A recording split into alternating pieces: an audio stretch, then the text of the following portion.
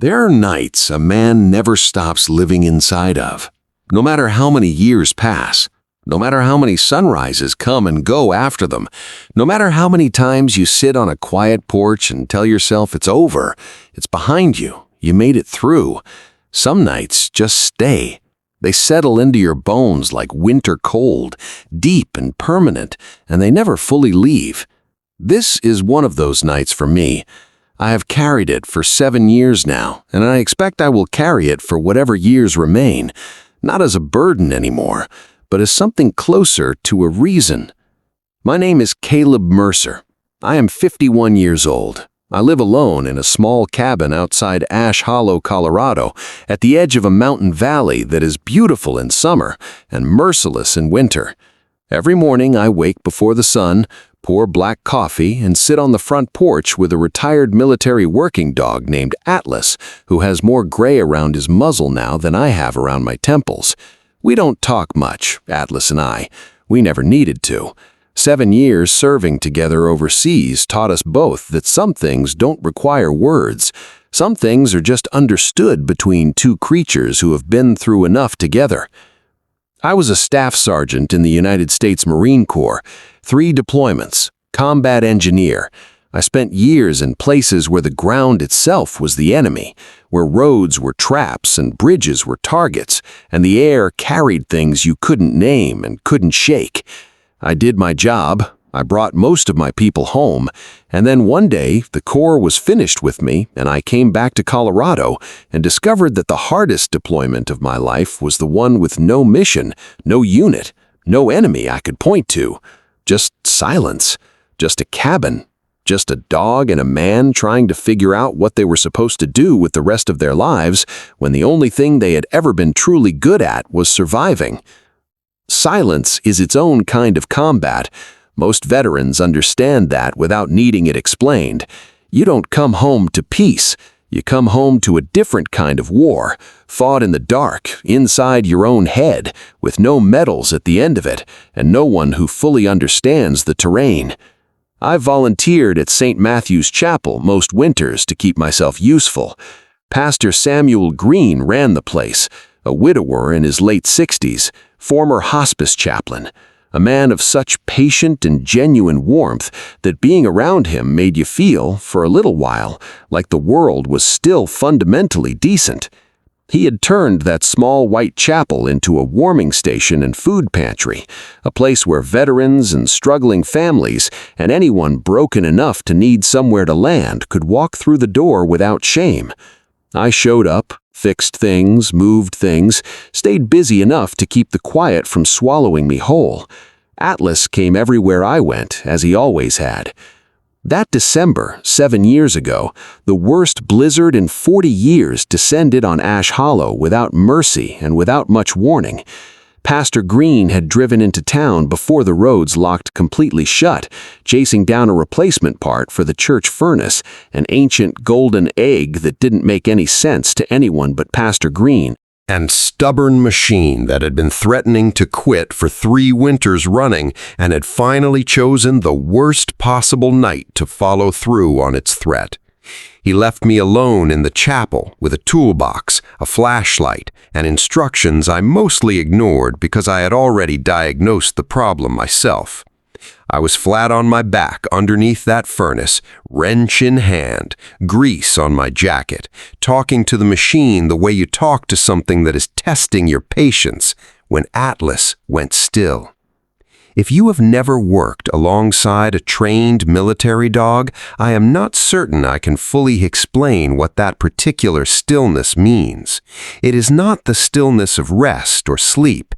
It is the complete and total focusing of every sense a living creature possesses onto a single invisible point. One moment, Atlas was breathing slowly near the altar. The next, he was standing rigid in the center of the chapel aisle, his eyes fixed on the front doors, a low sound building in his chest that was not quite a growl yet, but contained everything that comes before one.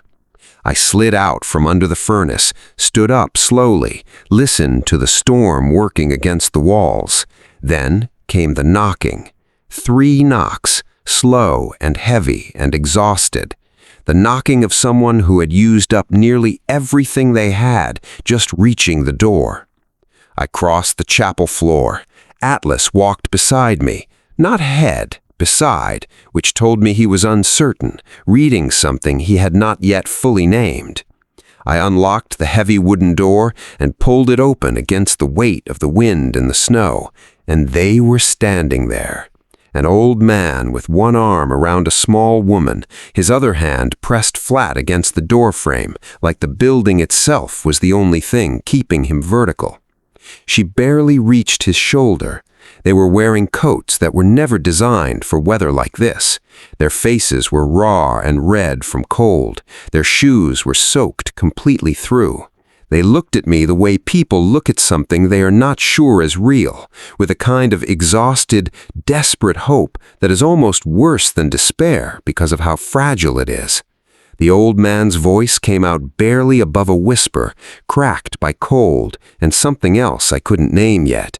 He said, "Can we stay here tonight?" I looked at them for 1 second, just one, and I stepped back from the door. "Get inside," I said, "both of you, right now."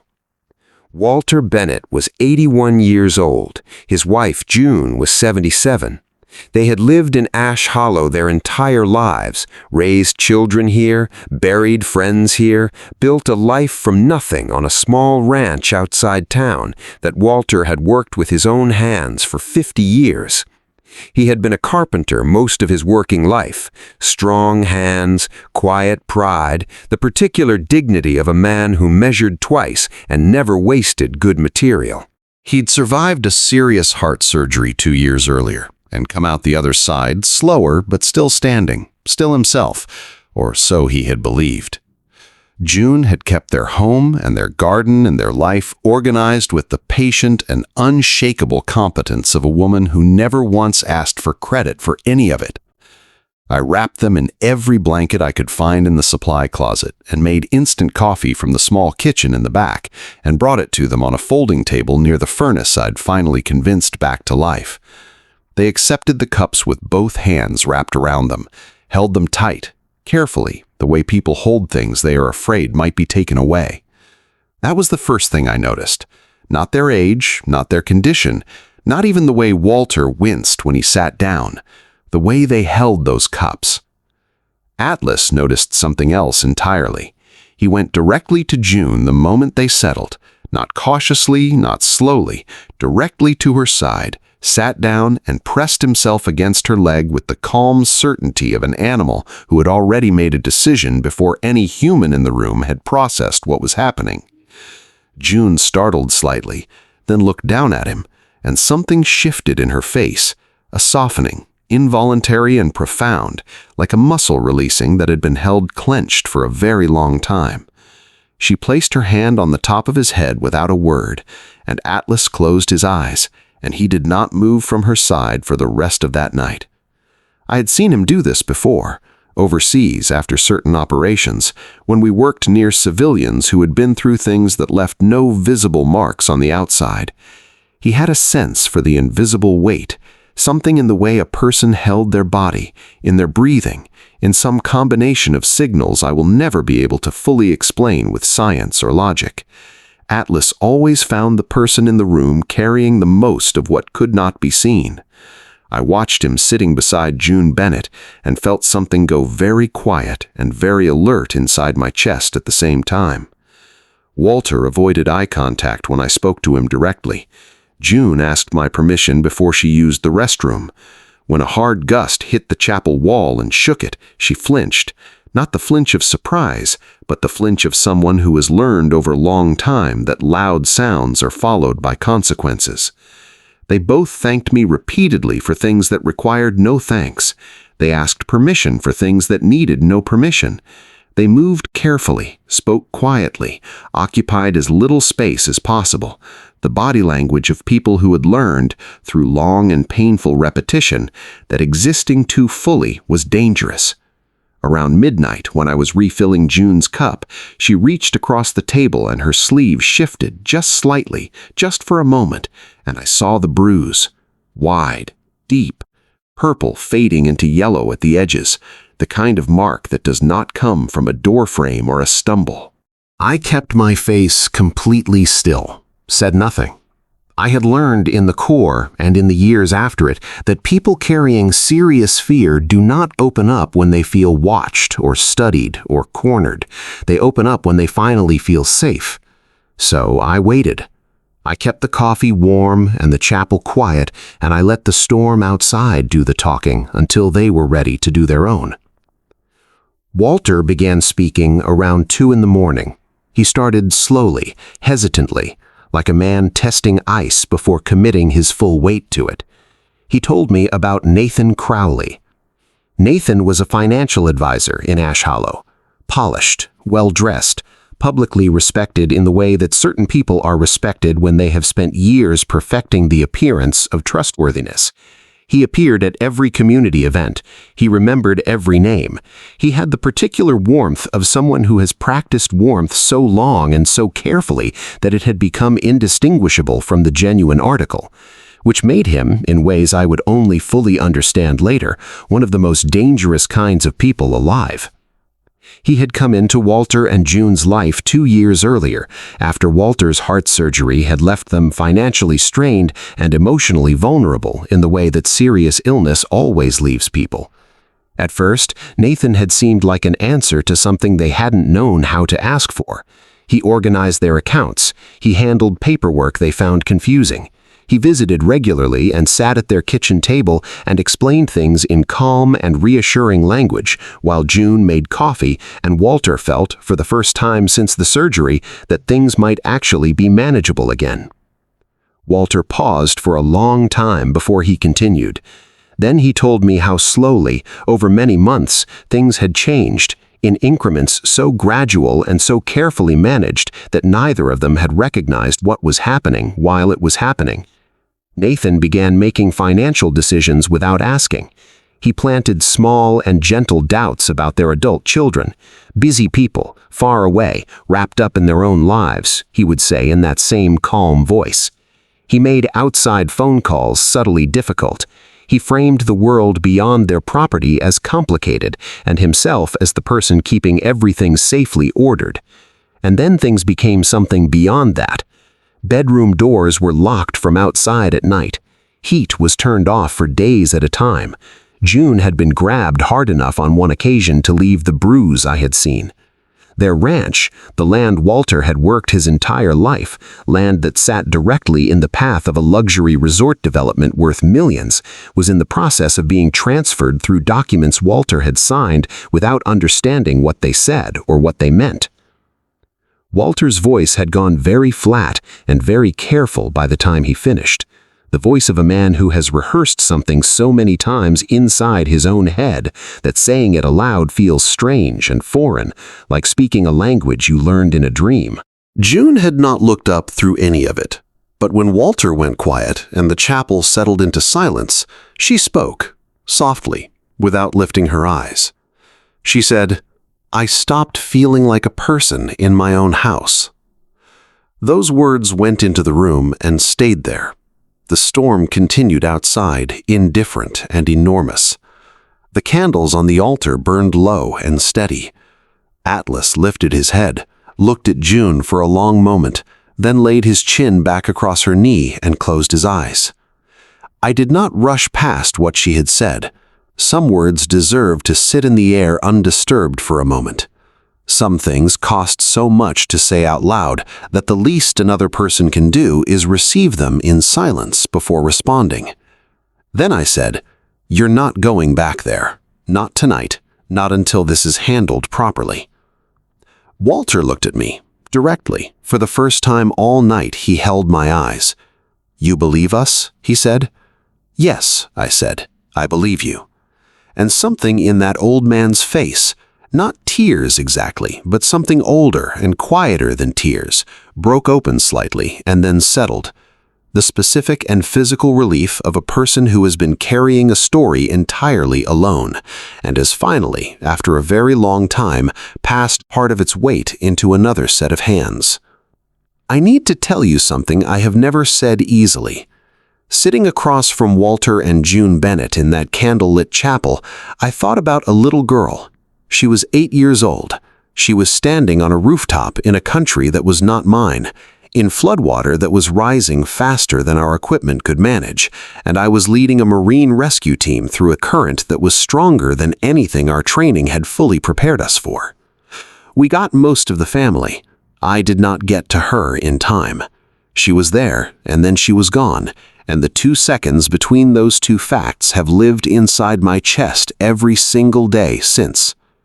I had spent 7 years after leaving the Corps believing that I was the kind of man who arrived too late, that whatever capacity I had to matter in the moments that matter most had been used up and had come to nothing. But sitting there, watching Atlas breathe slowly against June Bennett's side, watching a woman who had stopped feeling like a person begin, quietly and tentatively, to remember what safety felt like, something shifted in me. Not completely, not all at once, but something real moved, like a stone that has been lodged in one place for a very long time, finally giving slightly under continuous and patient pressure. Pastor Green returned the next morning through roads that were barely passable. He listened to everything I told him with the stillness of a man who has sat beside enough suffering to understand that his first job is simply to receive it fully. Then he made calls, quietly, carefully, with the authority of someone the community had trusted for decades. Legal aid. Sheriff Harlan Cole, who had known Walter Bennett for 30 years, and whose expression when he heard the outline of what had happened was something I was glad Nathan Crowley never saw. Veterans in town with connections to county property records, neighbors who had noticed things over the past 2 years and had not known how to name what they were seeing. What the investigation uncovered was not surprising to me, but it was devastating in the way that confirmation of a feared thing is always devastating. Several other elderly property owners in the valley had signed transfers under nearly identical circumstances. One woman, 83 years old, lived alone on a small farm, had died in a care facility 8 months after losing her home. Her family had never understood why she had signed anything. They understood now. Nathan Crowley had been operating behind a perfect reputation for years, and the community that had built that reputation for him had done so in complete and genuine ignorance of what it was covering. The town did not stay quiet once the truth had a shape it could hold. Veterans gathered written testimony with the methodical patience of people trained to document what matters. Church volunteers organized paperwork and contacted legal resources. Neighbors came forward one by one, some ashamed they had not spoken sooner, all of them grateful to finally have somewhere to put what they had seen and felt and half understood. An elderly woman 3 roads over from the Bennett Ranch told Sheriff Cole that she had watched June standing at an upstairs window one afternoon and had thought something seemed wrong, but had convinced herself it was not her place to say anything. She cried when she told him. He told her she was saying something now, and that was what mattered. Walter spoke formally to investigators. That sentence does not carry the true weight of what that was. This was a man who had been physically weakened by surgery and systematically diminished for 2 years by someone he had trusted with everything. Standing up and speaking the full truth of what had happened inside his own home, in front of strangers, on the record, was not a small thing. It was one of the most quietly courageous things I have ever witnessed in my life, and I have witnessed courage in places where it was required for survival. Nathan came to the church one final time on a cold evening about 3 weeks after the Bennetts had arrived. He came with paperwork and his usual composed and reasonable expression and the same practiced warmth he had worn his entire life, like a well-fitted coat. He spoke about legal obligations and the necessity of the Bennetts returning home to maintain the validity of certain agreements. He spoke carefully and calmly, the way a man speaks when he can feel the ground beginning to give way beneath him and is working very hard not to look down. June sat completely still. Walter stood up. He stood up slowly with the effort of a man whose body had been through serious things, and he placed himself between Nathan Crowley and his wife, and he looked at the man who had taken 2 years of their life and their safety and their sense of being human inside their own home, and he said in a voice that did not waver even slightly, "You don't get to scare her anymore." Nathan's composure cracked, just for a moment, just enough. Atlas was already at the door. Pastor Green had already made the call. Sheriff Cole arrived 4 minutes later, and I counted every one of them. Nathan Crowley was arrested on the chapel steps with snow falling softly through the cold, dark air around him, and he looked in that moment exactly like what he had always been underneath the pressed coat and the practiced smile. A small and frightened man who had built his entire life on the fear and trust of people who deserved far better. Spring came late to Ash Hollow that year, the way it sometimes does in the high mountain valleys of Colorado. But it came. The snow around St. Matthew's Chapel melted slowly, and the frozen ground softened and opened, and the tree line that had looked like the end of the world in December began to look like something just beginning. One morning, I arrived at the chapel and found June Bennett on her knees in the dirt outside the entrance, planting wildflowers along the stone path, humming something low and private to herself. She did not startle when my car door closed. She looked up at me and smiled, the real kind of smile, the kind that reaches a person's eyes and means they are genuinely, actually, fundamentally all right, and then went back to her planting. Walter was inside, working quietly on the old wooden benches that needed repair, his hands moving with the slow and steady satisfaction of a man using his skills of his lifetime for something good. He looked up when I came in and nodded, and in that nod was everything that neither of us needed to say out loud. Atlas was asleep on the chapel steps in the first real sunlight of the year, his gray muzzle resting on his front paws, entirely at peace. Pastor Green came to stand beside me, and we watched all of it together for a quiet moment. Then he asked, in the gentle, sideways way he asked things that were never actually sideways, "You think saving people ever gets easier?" I looked at June. She had set a small bundle of wildflowers beside a wooden sign mounted near the chapel entrance. The sign read, in careful hand-painted letters, "Everyone deserves a safe place." I thought about a rooftop and rising water and a 2-second window I had carried for 17 years. I thought about 3 slow knocks on a church door in the worst blizzard in 40 years. I thought about an 81-year-old carpenter standing up. "No," I said, "it doesn't get easier." I watched Atlas lift his head as June reached down to touch him. "But sometimes," I said, "you finally arrive in time." I am 51 years old. I wake before the sun every morning. I pour black coffee, and I sit on the porch, and Atlas sits beside me, slower now, grayer now, but present, always present. Some nights stay inside a man forever, and I have made my peace with that truth. But I have learned something I did not know at 44, lying under a church furnace in a Colorado blizzard with grease on my jacket and no particular reason to believe the night would become anything more than what it already was. I have learned that the moments when you open a door into the dark and find someone standing there who needed you, those moments are not accidents. They are the whole point. They are what every hard year and every sleepless night and every loss you survived was quietly preparing you for, whether you understood it at the time or not. Walter and June Bennett got their home back. Nathan Crowley faced justice, and a small white chapel outside a mountain town in Colorado became what it had always been trying to be, a place where broken people were received not with pity, but with dignity. I do not know if I am a good man. I have never been fully certain of that, and I am not sure any man answers that question cleanly about himself.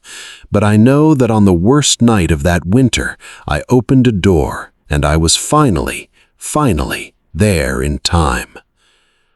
If this story moved something in you, if it reminded you that quiet courage still walks among us, that dignity can be restored, that one person paying attention at the right moment can change the entire direction of another person's life, then you already know why this channel exists.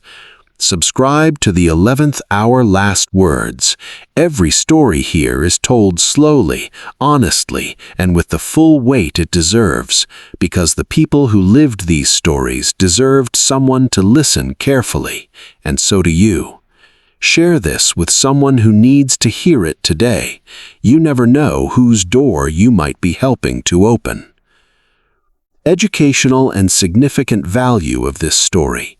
Elder financial abuse and coercive control affect an estimated 5 million older Americans every year, and it most often comes not from strangers, but from trusted figures who exploit vulnerability behind a respectable reputation. This story presents those tactics honestly and without sensationalism, helping viewers recognize warning signs in their own lives or in the lives of people they love. It honors the invisible wounds carried home from veterans, the quiet, essential work of small community institutions, and the profound healing power of being believed by one person at the right moment. For older American audiences who have spent lifetimes being strong for others, this story offers something rare: permission to acknowledge that needing help is not weakness, and that it is never too late to be safe, to be seen, and to be brought home.